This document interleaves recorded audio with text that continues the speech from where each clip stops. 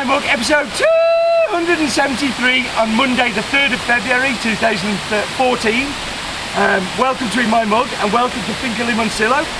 Welcome to my guest. We have Dr. Maresh, who is the real coffee farmer from Limoncillo, who actually is the guy who owns the farm. That guy Erwin, who came in last time, I don't think he's a real farmer. Well, I am a real farmer. You are a real farmer. He was a fraud. He was pretending that he owned the farm and it was all his. And no, as a matter of fact, I am a gynecologist, and now I'm delivering coffee babies. Yeah, no more babies, but we are delivering a good cup of coffee. For sure. And this is Alani. Alani is Dr. Maresh's daughter and Erwin's sister, who manages a mill like nobody else I've seen.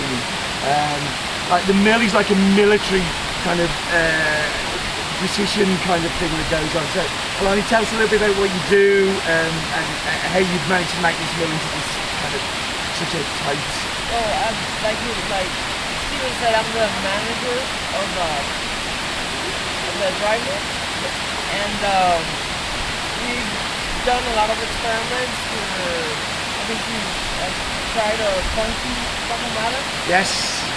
This year we have our Java funky, which I cooked yesterday, by the way, and blew my mind at how good it was and how different it was as well. So the coffee that we're talking about today as well is going to be the funky, so the funky pacamara. So tell me a little bit about how the funky pacamara happened and why it got its name funky. Well, the funky name comes from Steven. He popped it, and we found actually the funky and the funky herb. And we got it by using the cherry, save more in water. Okay. Then when you discovered it, we were concerned. We were concerned that it was actually over-fermented, kind of defected almost, and it is on the edge of that. I think it's so fruity and so complex that for some people they taste it and go, and it's a real shock. But I just think it's such a different coffee. And since you requested it, we tried to reproduce it, and we actually spray water on it as it's on the dry mill. As you're drying, you use a thick layer of cherry, and you try to move it less. Try to force it like ferment. Yeah. Always being careful that you don't go over. And that's the thing here on the farms and on the mills. I think always experimenting with different things and trying different things. What is it that drives you to kind of do those experiments, Doctor? What's your motivation for planting unique varietals and planting and doing these different processes? Well, within my ground of precision, I like to make change. Yeah. So we have a small lab where we have a reproduction by tissue, and as Liam said, sometimes we find something by accident, and then we try to improve it by observation, copying, and curiosity. So the scientific portion of precision applies to the coffee. And I think this is why I love working with this farm so much, is it's that experimentation all the time, the questions constantly asked and not knowing all of the answers. It's something that's rare in coffee, because I have the best cup of coffee. I don't need to do anything else. And I think you guys do have one of the best coffees, but you actually want to make it better, which is fantastic. Precisely that. I mean, we're continuously learning and experimenting. These are African beds. Yes. And I'm going to show you a picture on the screen now of the new African beds and the new greenhouse. And it's 2 years since I visited the mill and the farms. And in 2 years, it's such a big change. It's been amazing to see that real development. Much more than when I've come every year, it's incremental, small changes. But 2 years, it's made such a big change, and it's great to see. So, tell us a little bit about the farm. So how long has the farm been in the family for? more or less about 30 years. Okay. 30 years, it was wild. Right. We started improving it, and this is the farm that we have found the most exotic varieties, like the Java. It's something that everybody knows, but we have identified the Javanica and the Havakatu, the same family, but the production of the Havakatu is higher, the yield is higher. Yellow pacamara? But Oh, the yellow pacamara.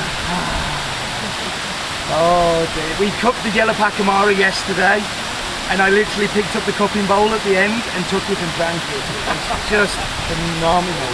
Like, and that was found on the farm here, and just amazing, like unique varietals.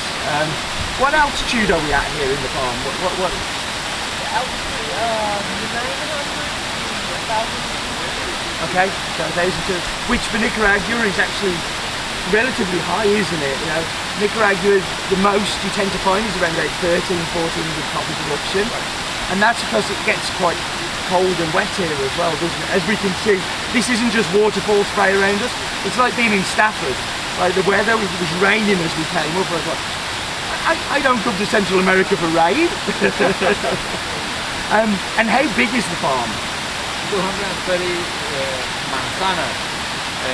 Which is around about 170 hectares, something like that, is that right? So it's huge!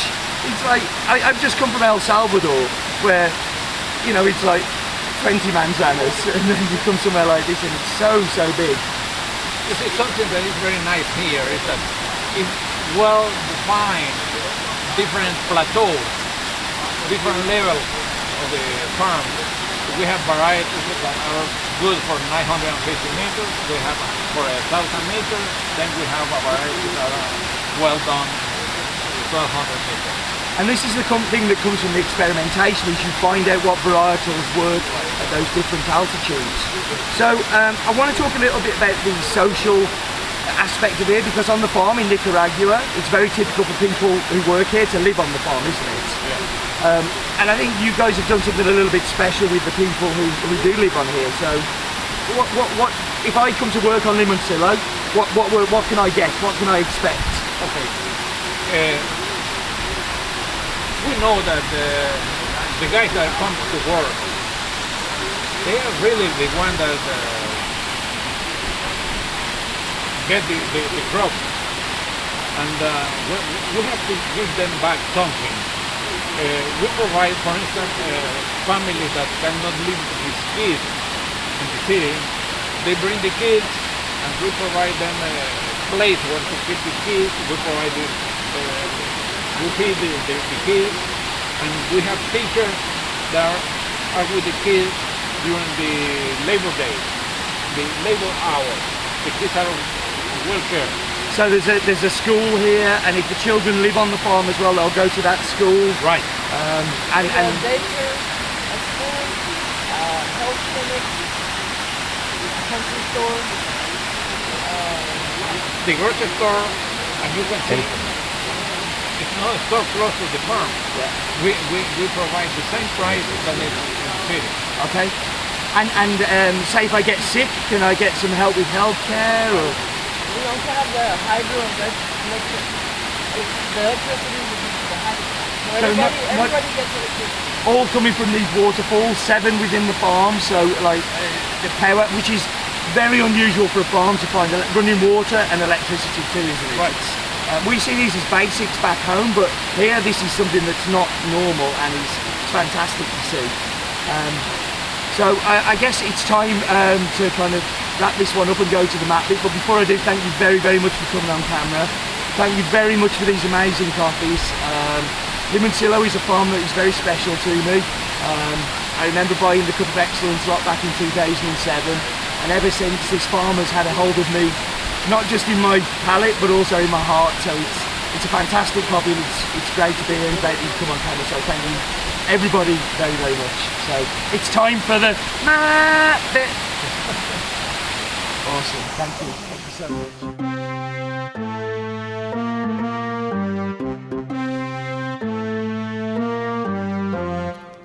So there I am waving again. I don't know why I'm waving from has-been though, because I've been on the road now for gosh knows how long. But yes, by the time you're watching this, I actually should be back home. But obviously when I recorded it, I was in the wonderful country of Nicaragua. But we're looking at Central America again, and we're looking at Guatemala, Honduras, El Salvador, Nicaragua, Costa Rica and Panama. Yes, I don't know if Belize is part of Central America as well. I must look that up. But we're focusing on Nicaragua this time because obviously that's the coffee we're talking about. And the interesting Nicaraguan fact is that baseball is the most popular sport in Nicaragua. It's rubbish. Why not football?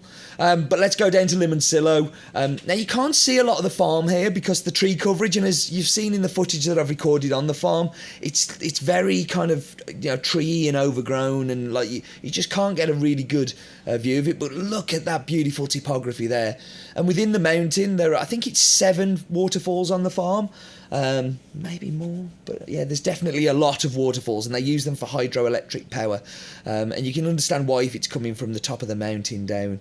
But just look at that mountain range and the valley that it sits in. I'm loving playing with these camera angles at the minute and trying to whiz it round. But you just see, look at that beautiful mountain that it's all on, and it goes up to the top of the mountain as well. So I've climbed up to that top of that mountain a couple of times now, and it's an absolutely gorgeous view. Hopefully I'll have some photos on Flickr once I get back from this trip. But there we go, that's Limoncillo, and that was the map bit. That's brilliant, thank you, mate.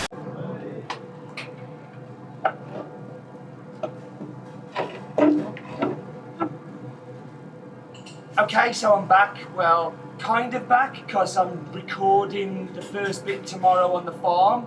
I've probably explained to you why I didn't record the first bit today. I'm here at the Don Esteban mill, which is the Moresh family mill.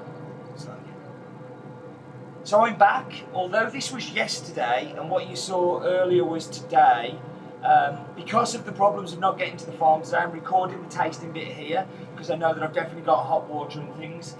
You have to excuse the noise in the background, that's the sample roaster exhausting. And we're doing a cupping in there. I'm here at the Don Esteban mill, which is the mill of the Moresh family. And this is the first place I tasted this coffee. And when I tasted this coffee, I went, oh, funky. And the funky name has stuck to it. So I'm going to dive into the cup and see what we taste today.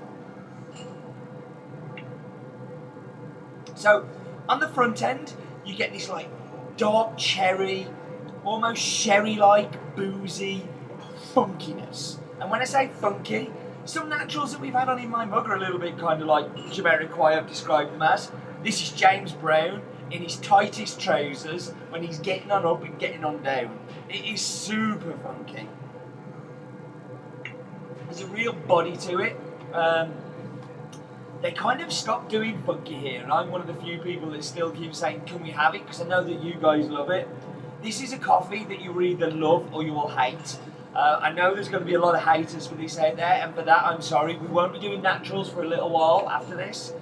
But if you remember the natural of last week from Guatemala, which seems like a lifetime ago, but the Guatemala of last week, that one was much more cleaner, a little bit like dark chocolate raisins. This is sherry, booze, fermented fruit. It's mental. Mentalness in a cup. Right, so I'm going to go because the cuppers at the mill here are looking at me through the window and laughing at me. I'm an object of ridicule. So, time to wrap up. But do remember, life is definitely too short for bad coffee.